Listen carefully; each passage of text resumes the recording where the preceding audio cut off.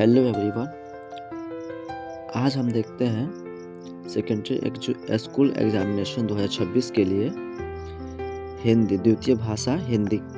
ठीक है, इसको नॉन हिंदी के नाम से भी जानते हैं। ठीक है, इसका विषय कोड है 106। ठीक है, अब हम चलते हैं क्वेश्चन की तरफ।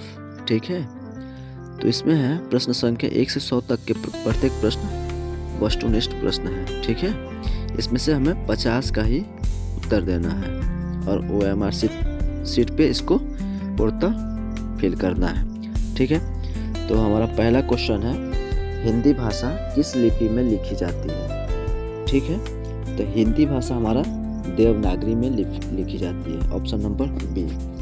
चलते हैं क्वेश्चन नंबर 2 की तरफ।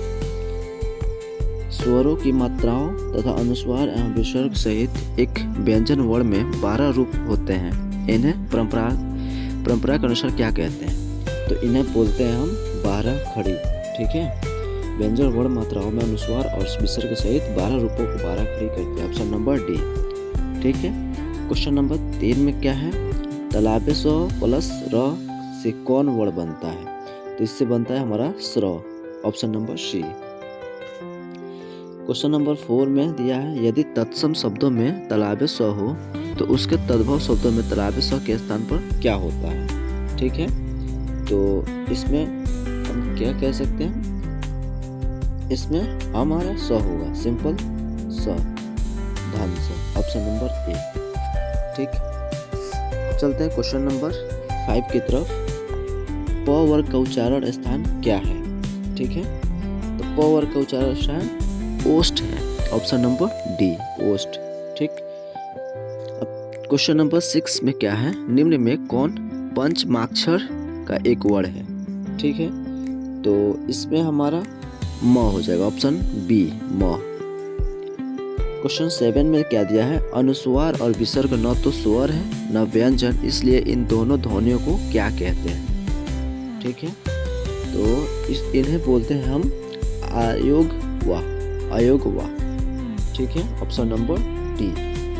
क्वेश्चन नंबर 8 में क्या है, अ वर्ण का उच्चारण स्थान क्या है? अ, तो अ वर्ण का उच्चारण स्थान कंठोष्ठ है, ऑप्शन नंबर ए, कंठोष्ठ। ठीक है, अब देखते हैं क्वेश्चन नंबर 9। ठीक है, क्वेश्चन नंबर 9 में क्या है, बद्धाक्षर की अंतिम ध्वनि क्या होती है? बद्धाक्षर की अंतिम ध्वनि क्या होती है? तो ये हमारा होता है व्यंजन, ऑप्शन नंबर बी। ठीक है, इसको हम बद्धाक्षर को इसको हम बोलते हैं इंग्लिश में क्लोज्ड सिलेबल। ठीक है, जिसका अंत व्यंजन ध्वनि पर होता है, option number B. Question number 10 की तरफ देखते हैं, तो क्या है, वक्ता के द्वारा उच्चारण के क्रम में पहली ध्वनि के बाद दूसरी ध्वनि के बीच जो विराम होता है उसे क्या कहते हैं? तो उसे हम बोलते हैं क्या, संगम, ऑप्शन नंबर सी। शब्दों के उच्चारण के समय वर्णों के बीच जो सूक्ष्म विराम लिया जाता है उसे संगम कहते हैं। ठीक है, क्वेश्चन नंबर 11 में क्या है, दो वर्णों के मेल से होने वाले विकार को क्या कहते हैं? तो इसे संधि बोलते हैं, option number D. Question number 12 में क्या है, समास में आए पदों को छोड़कर जब किसी अन्य पदार्थ की प्रधानता हो तब उसे कौन सा समास कहते हैं? तो उसे हम बोलते हैं बहुव्रीहि, ऑप्शन नंबर सी। जैसे लंबोदर का हो जाता है लंबा है उदर जिसका। ठीक है, बहुव्रीहि समास। क्वेश्चन नंबर 13 में है, निम्न में से कौन शब्द तत्पुरुष समास का उदाहरण है? ठीक है, तो इसमें हमारा हो जाएगा ऑप्शन नंबर ए, हर फन मौला। इसका अगर विग्रह देखें तो हो जाएगा हर फन में मौला। ठीक है, हर फन में मौला, इनमें विभक्ति का लोप है, अतः यह तत्पुरुष समास है, यह तत्पुरुष समास है। ठीक है, क्वेश्चन नंबर हम 14 में देखें, यशोधरा शब्द का संधि विच्छेद क्या है? ठीक है, तो इसका हो जाएगा ऑप्शन नंबर बी, यश प्लस धरा, यशोधरा। ठीक है, और ये विसर्ग संधि का उदाहरण है। क्वेश्चन नंबर 15 में देखते हैं, उडयन शब्द का संधि विच्छेद क्या है? उडयन शब्द का संधि विच्छेद क्या है? तो इसका हो जाएगा ऑप्शन नंबर डी, उत प्लस डायन। यह भी व्यंजन संधि के नियमों के अनुसार आधा त के बाद आधा ड आने पर आधा त और आधा ड में बदल जाता है। ठीक है, option number D. Question number 16 में देखें, निम्नलिखित में कौन शब्द शुद्ध है? ठीक है, तो इसमें शुद्ध ऑप्शन नंबर सी है, कृत कृत्य। ठीक, क्वेश्चन नंबर 17 में देखें, निम्नलिखित में कौन शब्द अशुद्ध है? मतलब अशुद्ध कौन है? प्रसाद, ऑप्शन ए, क्योंकि प्रसाद हमारा ऐसा होता है। ठीक है, क्वेश्चन नंबर हम 18 की तरफ देखें, निम्न में कौन प्रश्नवाचक चिन्ह है? प्रश्नवाचक बोले तो क्वेश्चन मार्क, तो option number C. Question number 19 में दो विपरीतार्थक शब्दों के बीच कौन विराम चिन्ह लगाया जाता है? ठीक है, तो इसमें लगाते हैं हम योजक चिन्ह, ऑप्शन नंबर डी, योजक इसे होता है। ठीक, ऐसा होता है। क्वेश्चन नंबर 20 में रचना के आधार पर शब्द के कितने भेद हैं? रचना को हम बोलते हैं व्युत्पत्ति के। ठीक है, तो हमारा ये 3 होते हैं, ऑप्शन टी। और कौन कौन होते हैं? तो एक रूढ़ होता है, यौगिक होता है और योग रूढ़ होता है, योग रूढ़ होता है। ठीक है, ये 3 होता है। क्वेश्चन नंबर 21 में देखें, कौन तद्भव शब्द है? ठीक है, तो तद्भव शब्द हमारा ऑप्शन बी हो जाएगा, ओट। ठीक है, यह तद्भव, ठीक है, शब्द है। और इसका अगर तत्सम देखें, तत्शब्द शब्द, तो इसका तत्सम हो जाएगा ओष्ठ। ठीक है, क्वेश्चन नंबर 22 में देखें, कौन वर्णसंकर शब्द है? वर्णसंकर शब्द कौन सा है? ठीक है, तो यह है हमारा ऑप्शन डी, लाठीचार्ज। यह दो अलग भाषाओं के शब्द जैसे लाठी हिंदी प्लस चार्ज अंग्रेजी से मिलकर बना है। ठीक है, option number D. Question number 23 में देखें तो कौन शब्द व्यक्तिवाचक संज्ञा है? ठीक है, व्यक्तिवाचक संज्ञा हमारा हो जाएगा इसमें क्वेश्चन नंबर सी, पटना। ठीक है, किसी विशेष स्थान का नाम होने के कारण यह व्यक्तिवाचक संज्ञा है। ठीक है, क्वेश्चन नंबर 24 में देखें तो जिस संज्ञा शब्द से व्यक्ति या वस्तु के गुण या धर्म, दशा अथवा व्यापार का बोध होता है उसे कौन सा संज्ञा कहते हैं? तो उसे हम बोलते हैं भाववाचक संज्ञा, ऑप्शन नंबर बी। ठीक है, क्वेश्चन नंबर 25 में संज्ञा के जिस रूप से व्यक्ति या वस्तु की नर या मादा जाति का बोध हो उसे व्याकरण में क्या कहते हैं? तो उसे हम व्याकरण में क्या बोलते हैं? लिंग बोलते हैं, ऑप्शन नंबर डी। मेल या फीमेल उसे ऑप्शन डी बोलते हैं, लिंग। ठीक है, अब क्वेश्चन नंबर 26 की तरफ देखें तो हमारा क्वेश्चन नंबर 6 में क्या है? जिन वाक्यों में लगना, जाना, सकना तथा चूकना सहायक क्रियाएं आती हैं उनमें किस वर्ण का प्रयोग नहीं होता है? ठीक है, तो उसमें हमारा क्वेश्चन नंबर 26 में हमारा हो जाएगा ने, ऑप्शन नंबर सी। ठीक है, यदि क्रिया के साथ सकना, चुकना या लगना जैसी सहायक क्रियाएं जुड़ी हो तो कर्ता के साथ ने विभक्ति का प्रयोग नहीं किया जा सकता। ठीक है, क्वेश्चन नंबर 27 की तरफ देखें तो हमारा 27 क्या है? हरि मोहन को रुपए देता है। यह वाक्य किस कारक का है? ठीक है, तो ये है हमारा है संप्रदान कारक, ऑप्शन नंबर ए। ठीक है, जब किसी को कुछ दिया जाता है दान या भेंट तो वहाँ को विभक्ति होने पर भी संप्रदान कारक होता है। ठीक है, क्वेश्चन नंबर 28 में क्या है? श्रीमती शब्द का बहुवचन क्या है? तो इसका हो जाएगा श्रीमतियाँ, श्रीमतियों, option number D, श्रीमतियों।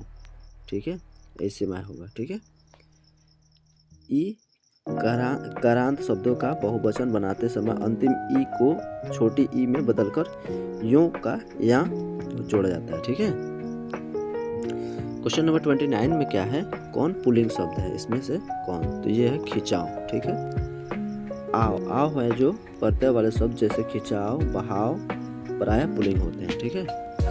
Question number 30 में है कौन स्त्रीलिंग शब्द है। ठीक, तो ये हमारा छत है। वाक्य प्रयोग में देखे तो छत गिर गई, इसलिए स्त्रीलिंग। ठीक है। जबकि अंगूर खट्टा है, पुल्लिंग होता है। ठीक है। क्वेश्चन नंबर 31 में क्या है, वाक्य से अलग रहने वाले शब्दों को शब्द कहते हैं, किंतु जब वे किसी वाक्य में पिरो दिए जाते हैं तब क्या कहलाते हैं। ठीक है, तब उसको हम बोलते हैं पद। ऑप्शन नंबर सी, पद बोलते हैं। ठीक है।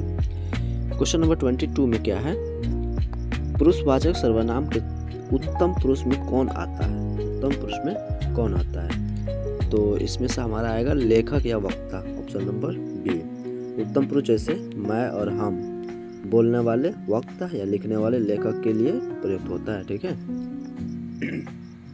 क्वेश्चन नंबर 30 में क्या है, 33 में हिंदी में कुल कितने सर्वनाम है। ठीक है, तो इसमें 11 होते हैं। Option number B 11।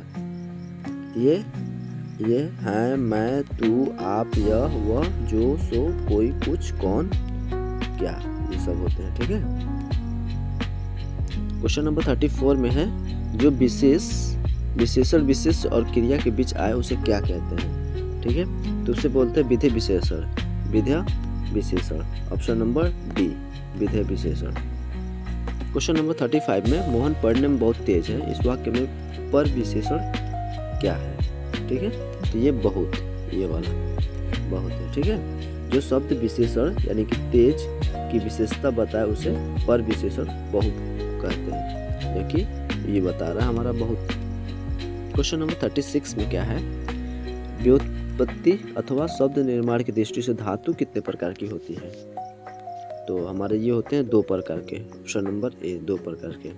कौन कौन होते हैं, तो मूल धातु और यौगिक धातु। ठीक है, मूल धातु और एक और होता है हमारा यौगिक धातु। ठीक है, ये 2 होते हैं। क्वेश्चन नंबर 37 में क्या है, जो धातु संज्ञा या विशेषण से बनती है उसे क्या कहते हैं, तो उसे हम बोलते हैं नाम धातु। ऑप्शन नंबर सी, जैसे हाथ से हथियाना या शर्म से शर्माना। ठीक है, ये हमारा योग धातु बनता है, नाम धातु। ठीक है। क्वेश्चन नंबर 38 में मैंने आम खाया, यह वाक्य किस काल का है। मैंने आम खाया है। ठीक है, तो ये हमारा है आसन्न भूत। ऑप्शन नंबर बी, आसन्न भूत। ठीक है, क्रिया अभी समाप्त हुई है, इसलिए यह आसन्न भूतकाल है। ठीक है। क्वेश्चन नंबर 39 में ऐसे शब्द जो को क्या कहते हैं जिसके रूप में लिंग, वचन, पुरुष, कारक इत्यादि के कारण कोई विकार उत्पन्न नहीं होता है। ठीक है, तो इसको अव्ययी बोलते हैं। Option number D, अव्ययी। अब क्वेश्चन नंबर 40 में प्रयोग के अनुसार क्रिया विशेषण के कितने भेद होते हैं, तो ये हमारा होते हैं 3। ऑप्शन नंबर ए, 3 भेद होते हैं। और कौन कौन सा, साधारण, संयोजक और अनुबंध होते हैं। ठीक है, 3। क्वेश्चन नंबर 41 में निम्न में कौन तुलना बोधक निपात है, तो ये हमारा होता है सा। ऑप्शन नंबर डी, सा। जैसे चांद सा मुखड़ा, यहाँ सा जो है वो तुलना के लिए प्रयोग हुआ है। चांद सा मुखड़ा। ठीक है, तो ये जो है ये हमारा तुलना करने के लिए है। ठीक है। क्वेश्चन नंबर 42 में है ऐसे शब्द जो शब्दों के मेल से बनते हैं और जिनके खंड सार्थक होते हैं और सामान्य अर्थ के सूचक होते हैं, उन्हें क्या कहते हैं, तो उन्हें हम बोलते हैं यौगिक शब्द। ऑप्शन नंबर बी, यौगिक शब्द। क्वेश्चन नंबर 43 में आक्रमण शब्द में उपसर्ग क्या है। आक्रमण वो है ऑप्शन नंबर डी, आ। ठीक है, आपरस क्रमण आक्रमण होता है। क्वेश्चन नंबर 44 में पूजापा शब्द में प्रत्यय क्या है, तो प्रत्यय हमारा हो जाएगा पूजापा में आपा। ऑप्शन नंबर सी, आपा। 45 में निम्न में कौन सरल वाक्य है, निम्न में कौन सरल वाक्य है, तो ये हमारा है अस्वस्थ रहने के कारण वो परीक्षा में सफल ना हो सका। ऑप्शन नंबर ए। ठीक है, बाकी सब में कुछ ना कुछ त्रुटि है। क्वेश्चन नंबर 46 में देखें तो निम्न में कौन शब्द शुद्ध वाक्य है। ठीक है। तो इसमें हमारा देखें तो हमारे यहाँ तरुण नवीं की शिक्षा का अच्छा प्रबंध है, नहीं, ये भी नहीं होगा। पशु का झुंड चारों ओर पानी से की चाह में घूम रहा था, नहीं, ये भी नहीं। तो ये हमारा ये कविता अनेक भावों को प्रकट करती है, हाँ ये सही है। भारतीय को चाहिए कि अपने बच्चों को बताए कि भारत हमारा है, नहीं, ये गलत है। ये ऑप्शन नंबर सी, ठीक है। क्वेश्चन नंबर हमारा चले आप 47 की तरफ। समुद्र जो है शब्द का पर्यायवाची शब्द क्या है समुद्र का? तो इसका होता है अणराव, option number C. Question number 48 में कृष्ण शब्द का विपरीतार्थक शब्द क्या है कृष्ण का? तो कृष्ण का हमारा हो जाएगा शुक्ल, ऑप्शन नंबर बी, शुक्ल। क्वेश्चन 49 में जो नभ में चलता है वाक्य खंड के लिए एक शब्द क्या होगा? तो इसके लिए हो जाएगा खेचर, ऑप्शन नंबर सी, खेचर। क्वेश्चन 50 में आंखें मूंदना का मुहावरे का क्या अर्थ होता है? आंखें मूंदना यानी कि मर जाना, ऑप्शन नंबर ए, ठीक है। क्वेश्चन नंबर हम 51 में देखें तो लिखा हमारा है 51, हाथ कंगन को आरसी क्या, लोकोक्ति का क्या अर्थ है? तो इसमें हमारा प्रत्यक्ष के लिए प्रमाण क्या, ऑप्शन नंबर बी, ये हमारा इसका उत्तर है। जो चीज़ सामने दिख रही है हो उसे साबित करने के लिए किसी सबूत की जरूरत नहीं होती, ठीक है। तो उसी को बोलते हैं प्रत्यक्ष के लिए प्रमाण क्या। अब देखें 52 में तू जिंदा है तो डैश शीर्षक कविता का कवि कौन है? तो ये है हमारा शंकर शैलेंद्र, ठीक है। तू जिंदा है शीर्षक का शंकर शैलेंद्र है, ठीक है। और इसमें देखें तो इसमें हमारा कोई नहीं है, ठीक है। ये हमारा चारों के चारों ऑप्शन गलत है, ठीक है। इनका हम यहाँ पे मेंशन कर देते हैं, ये है शंकर शैलेंद्र, ठीक है। ये है हमारा कवि, ठीक है। क्वेश्चन नंबर हम 53 में देखें, ईदगाह शीर्षक कहानी में दुकानदार से बड़ी मुश्किल से मोल भाव करके हामिद चिमटा कितने पैसे में ले लिया था? तो ये लिया था हम उसने 3 पैसे में, ठीक है, 3 पैसों में, ठीक।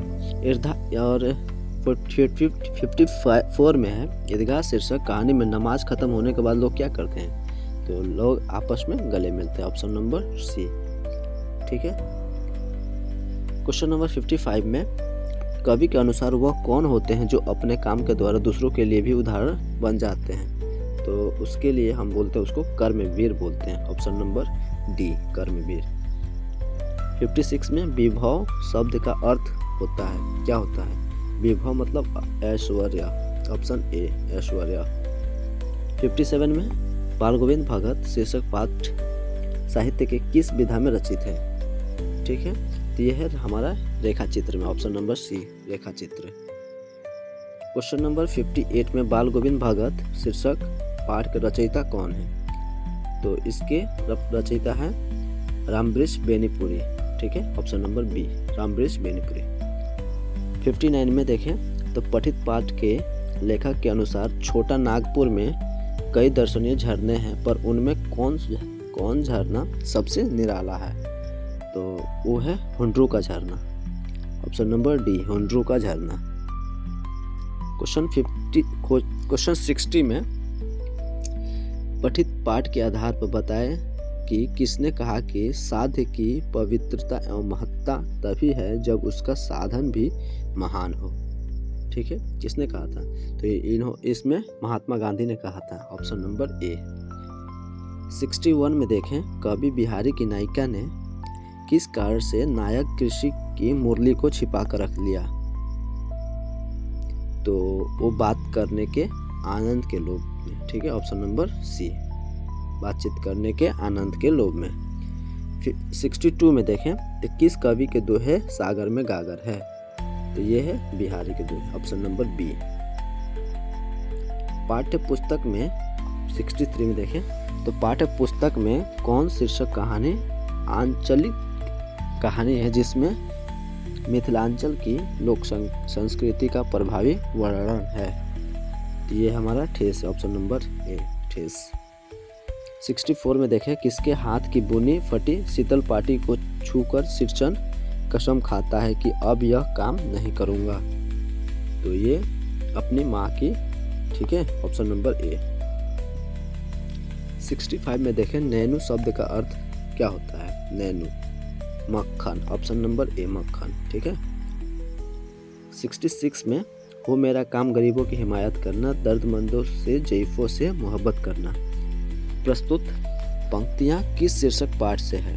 तो ये है बच्चे की दुआ से, ऑप्शन नंबर डी।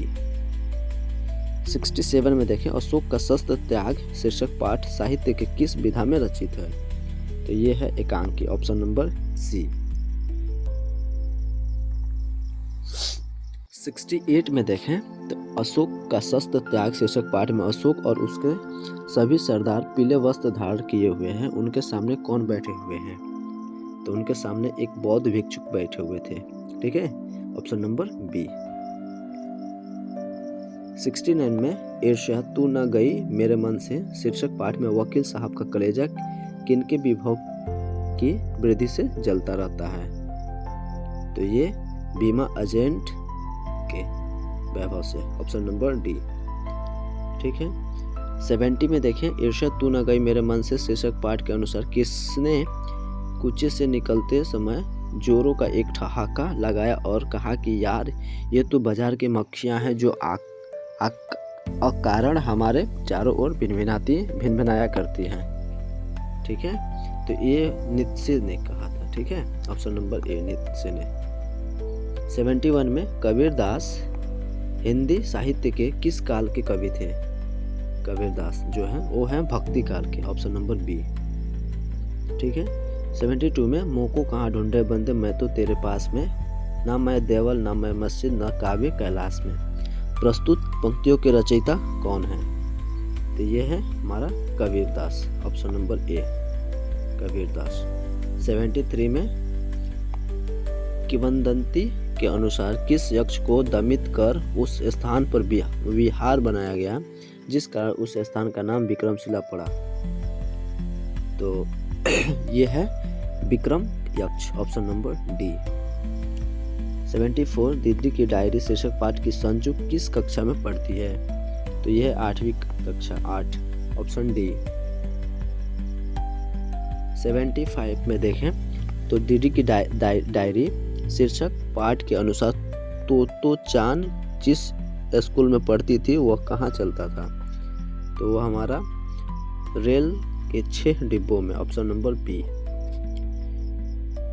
76 में देखें, पीपल शीर्षक कविता के कवि कौन है? ठीक है, तो ये है गोपाल सिंह नेपाली, ऑप्शन नंबर ए।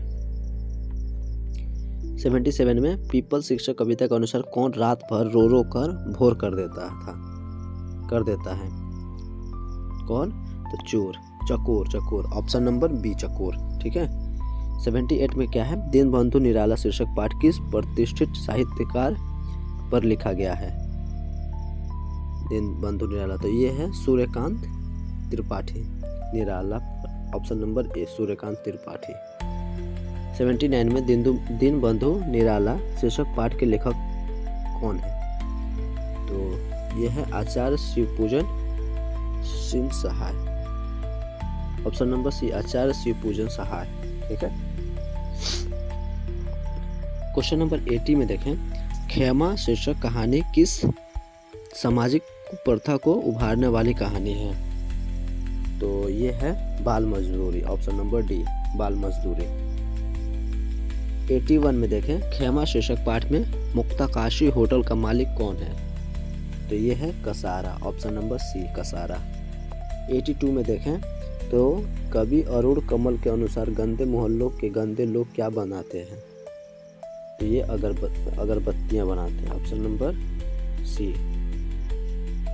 83 में देखें, कवि अरुण कमल के अनुसार उभरी नसों वाले हाथ, घिसे नाखूनों वाले हाथ, गंदे कटे पीटे हाथ, जख्म में से फटे हुए हाथ क्या करते हैं? तो ये खुशबू रचते हैं, ऑप्शन नंबर बी खुशबू रचते हैं।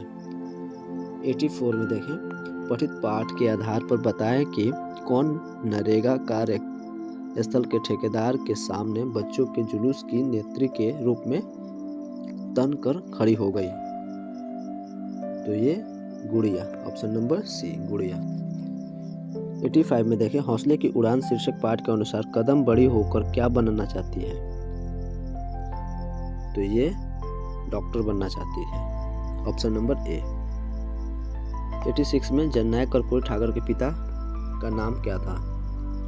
तो उनका पिता का नाम था Gokul Thakur, option number B. 87 में देखें, जननायक कर्पूरी ठाकुर शीर्षक पाठ साहित्य के किस विधा में रचित है? तो ये है जीवनी, ऑप्शन नंबर ए। 88 में कल्पतरु शब्द का अर्थ क्या होता है? तो इसका होता है इच्छा पूर्ति करने वाले काल्पनिक पेड़, ठीक है, ऑप्शन नंबर डी। 89 में जननायक कर्पूरी ठाकुर ने 1970 एवं 1977 में बिहार सरकार के किस पद को सुशोभित किए थे? उन्होंने क्या चीज थे? तो वो थे मुख्यमंत्री, ठीक है, ऑप्शन नंबर सी। 90 में देखें, क्वेश्चन नंबर 90 में झांसी के राजा के मृत्यु के उपरांत किस अंग्रेज अधिकारी ने झांसी राज्य को हड़पने की सोची? पठित कविता के आधार पर उत्तर दें। तो ये Dalhousie, option number D Dalhousie ने, ठीक है। 91 में देखें, कानपुर के नाना की मुंह बोली बहन छबीली कौन थी? तो ये थी लक्ष्मीबाई, ऑप्शन नंबर डी। 92 में देखें, झांसी की रानी शीर्षक कविता की कवित्री कौन है? तो ये है Subhadra Kumari Chauhan, option number B. 93 में देखें, चिकित्सा के चक्कर शीर्षक पाठ के लेखक कौन है? तो ये है वेदा बनारसी, ऑप्शन नंबर ए वेदा बनारसी। 94 में देखें, तो चिकित्सा के चक्कर शीर्षक पाठ के अनुसार डॉक्टर चूहानाथ कातर जी कहाँ से FRCS थे? कहाँ से थे? तो ये लंदन से थे, ऑप्शन नंबर बी। 95 में देखें, लेखक वेदा बनारसी के अनुसार वे कौन थे जो रहते थे बनारस में मगर कान काटते थे लखनऊ के? तो ये थे चूहानाथ काटर जी, ऑप्शन नंबर सी, ठीक है। 96 में देखें, प्रादुर्भाव शब्द का अर्थ क्या होता है? प्रादुर्भाव शब्द का, तो इसका होता है प्रकट होना, ऑप्शन नंबर बी, ठीक है। 97 में देखें, पठित पाठ के आधार पर बताएं कि किसने सुदामा को द्वारकाधीश श्री कृष्ण के पास जाने को विवश कर दिया? तो उनकी पत्नी, ठीक है, सुदामा जी की पत्नी ने, ठीक है, ऑप्शन नंबर बी। 98 में देखें, सुदामा चरित्र शीर्षक की काव्य भाषा क्या है? तो यह है ब्रज भाषा, ऑप्शन नंबर ए ब्रज भाषा। 99 में देखें, तो सुदामा चरित्र शीर्षक कविता के कवि कौन है? तो ये है नरोत्तम दास, ऑप्शन नंबर सी नरोत्तम दास। अब क्वेश्चन नंबर 100 अपना लास्ट क्वेश्चन देखें, तो राह भट्ट के हिरण के बच्चे को शीर्षक कविता के अनुवादक कौन है? तो ये हैं हमारे Rajendra Prasad Mishra, option number D.